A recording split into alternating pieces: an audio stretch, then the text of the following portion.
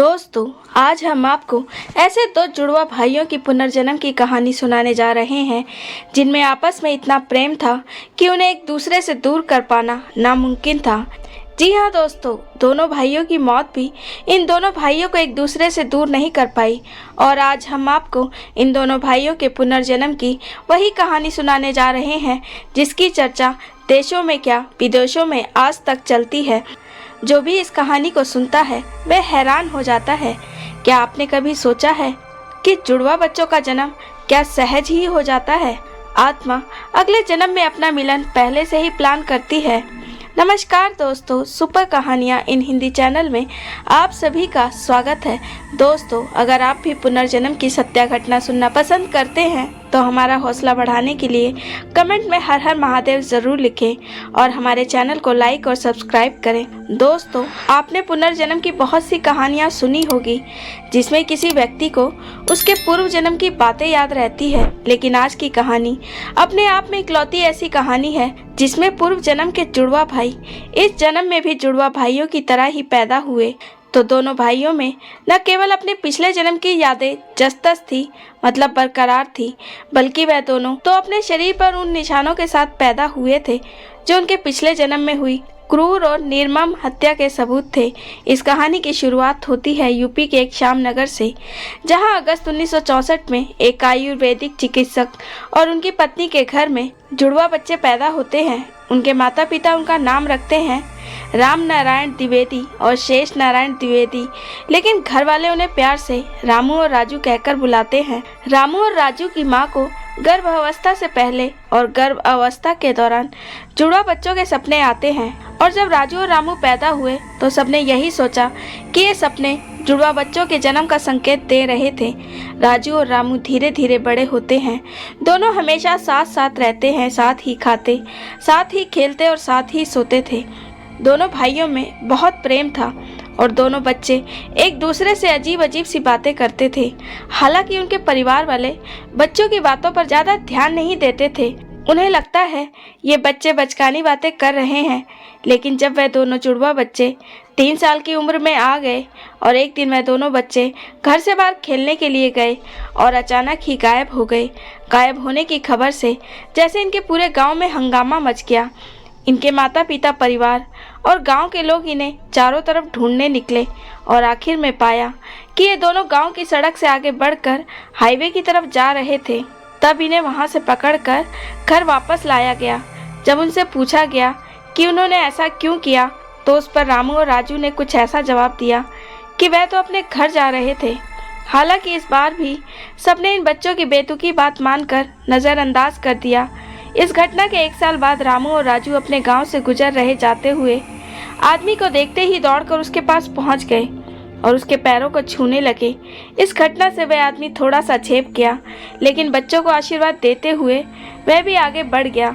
ये सब उन बच्चों के चाचा ने देख लिया और बाद में दोनों भाइयों को अनजान आदमी के पास जाने के लिए डांटा। अपने चाचा से इस तरह की डांट सुनने के बाद उन बच्चों ने कहा कि चाचा जी, हम तो उनको जानते हैं और वे उनके गांव ऊंचा लारपुर के निवासी हैं, जहां रामू और राजू पहले रहते थे। मतलब यहाँ उनका पुनर्जन्म था। यह सुनकर उनके चाचा चौंक गए, क्योंकि किसी ने भी कभी ऊंचा लारपुर का जिक्र इन बच्चों के सामने किया ही नहीं, क्योंकि ना ही वहाँ पर उनका कोई जान पहचान का था और ना ही कोई रिश्तेदार वहाँ रहता था। तो इसीलिए ऊंचा लारपुर का जिक्र कभी उन लोगों के परिवार में हुआ ही नहीं।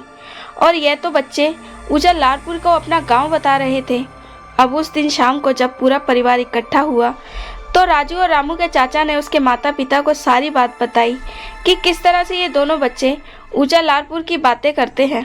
तब उन दोनों बच्चों को अपने पास बिठाकर उनके चाचा ने उनसे ऊंचा लारपुर को अपना गांव बताने का कारण पूछा, जबकि उनका घर यहाँ इस गांव श्यामनगर में है। अब तो दोनों भाई अपनी कहानी बताना शुरू करते हैं। राजू और रामू बताते हैं कि उनके पिछले जन्म में रामू का नाम भीमसेन था और राजू का नाम भीष्म पितामह था और उनका घर ऊंचा लारपुर में था।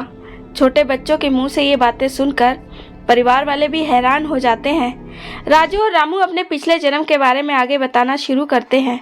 दोनों बच्चे बताते हैं कि भीमसेन और भीष्म पितामह त्रिपाठी का जन्म 1935 में एक ही घर में एक किसान परिवार में हुआ था और उनके पिता ने मरने पर जमीन के 3 हिस्से किए थे।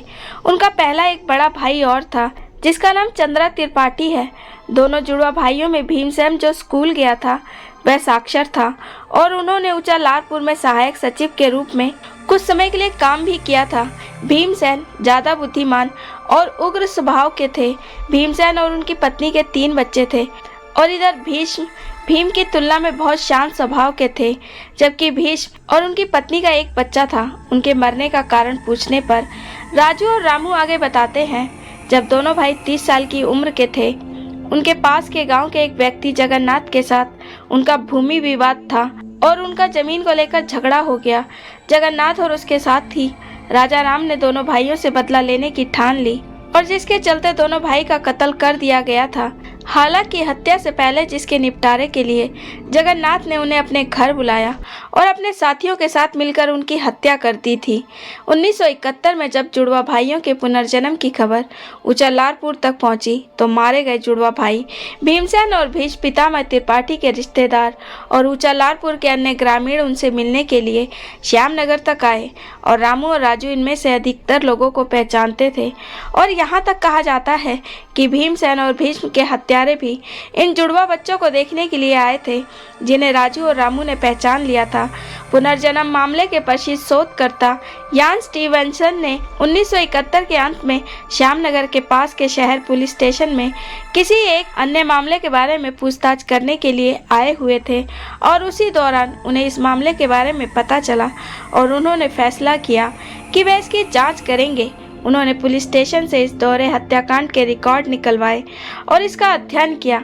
इसके साथ ही स्टीवेंसन ने इस घटना की जांच करने के लिए अपने सहायक एलपी मल्होत्रा को इस घटना के चश्मदीदों को मतलब इस घटना से संबंधित सभी लोगों से बात करने के लिए बोला। मल्होत्रा ने जुलाई 1972 में श्यामनगर और ऊंचा लारपुर दोनों ही गांव का दौरा किया और प्रमुख मुखबिर के बयान दर्ज किए। मार्च 1973 में स्टीवेंसन ने खुद अदालत में रिकॉर्ड की जांच की और रामू राजू उनके माता पिता और ऊंचा लारपुर में मारे गए जुड़वा भाई के बड़े भाई माँ और दोनों जुड़वा बच्चों से जुड़े अन्य लोगों का साक्षात्कार लिया। इस जांच में यान स्टीवेंसन ने भीम के व्यक्तित्व और व्यवहार के साथ साथ उनके जीवन और हत्या के हर पहलू की जानकारी ली ताकि रामू और राजू की कही हुई बातों की जांच की जा सके। पूछताछ के दौरान पता चला भीम और भीष्म अच्छे स्वभाव वाले और प्यारे होने के साथ साथ मजबूत और बहादुर भी माने जाते थे। वे ऐसे थे जो न मुसीबत खड़ी करते थे और न ही उससे भागते थे। हालांकि उनके और कुर्री गांव के 2 व्यक्ति जगन्नाथ और राजा राम के बीच भूमि सीमा पर विवाद चल रहा था। एक दिन यह बात भी तब झगड़े का रूप ले लेती है जब जगन्नाथ और राजा राम ने भीष्म और भीम की निजी जमीन पर उनके ही खेत में झोपड़ी बनवा दी। दोनों जुड़वा भाई को जब इस बात का पता चला तो अपने खेत में जाकर इस झोपड़ी को नष्ट कर दिया और यहाँ पर कुर्री गांव में इस बात को सुनकर जगन्नाथ और राजा राम आग बबूला हो गए। इस घटना के लगभग 1 महीने के बाद जगन्नाथ और राजा राम इन दोनों भाइयों से मिलने के लिए आए और पुरानी बातें भूलकर झगड़ा खत्म करने की अपील की। इसके साथ ही उन्होंने जुड़वा भाइयों को अपने घर खाने पर भी आमंत्रित किया। 28 अप्रैल 1964 को जब भीष्म और भीम कुर्री गांव में जगन्नाथ और राजा राम के घर पहुंचे तो उन्होंने उनका स्वागत किया और अपने घर के अंदर बिठाया, खाने पीने की चीज़ें मंगाई और बातचीत करने लगे। बातचीत करते करते अभी कुछ ही समय बीता था कि इतने में ही घर के कमरों से 10-12 लोग बाहर निकले। इससे पहले दोनों भाई कुछ समझ पाते उन लोगों ने दोनों भाइयों को जमीन पर उठाकर पटक दिया और उनके हाथ पैर को कस के पकड़ लिया। दोनों भाई अपनी पूरी शक्ति लगाकर अपने आप को आज़ाद करने की कोशिश करने लगे और जब हमलावरों को लगा कि इन्हें कंट्रोल करना मुश्किल हो रहा है तो उन्होंने दोनों भाइयों की आंखों में तेजाब डाल दिया। आंख में तेजाब डाले जाने के बाद एक भाई हमलावरों के चुंगल से निकलने में सफल रहा। वह बाहर की ओर भागा, लेकिन जब वह वहां से भागा तो उसे भागते हुए महसूस हुआ कि उसका भाई अभी भी इनकी गिरफ्त में है और उसे मारा जा रहा है। तो वह वापस अंदर की ओर अपने भाई को बचाने के लिए भागा आया और हमलावरों पर टूट पड़ा।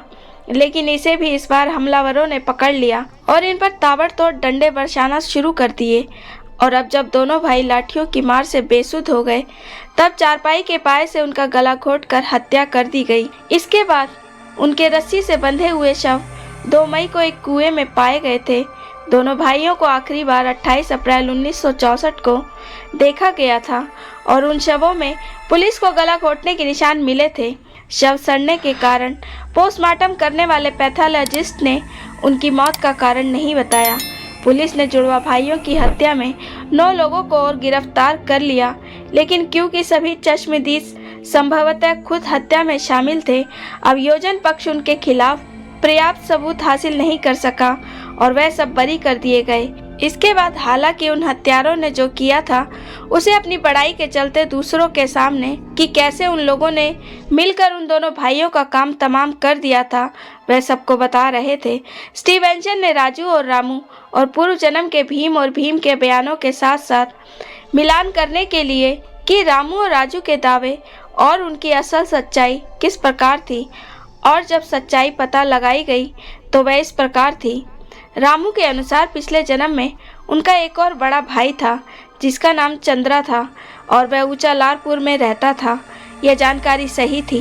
भीम और भीष्म से बड़ा एक तीसरा भाई भी था जिसका नाम चंद्रकांत त्रिपाठी था। राजू और रामू ने बताया था कि उन्होंने मारना गांव में शिक्षक ठाकुर तिलक सिंह के पास 6ठी कक्षा तक पढ़ाई की थी।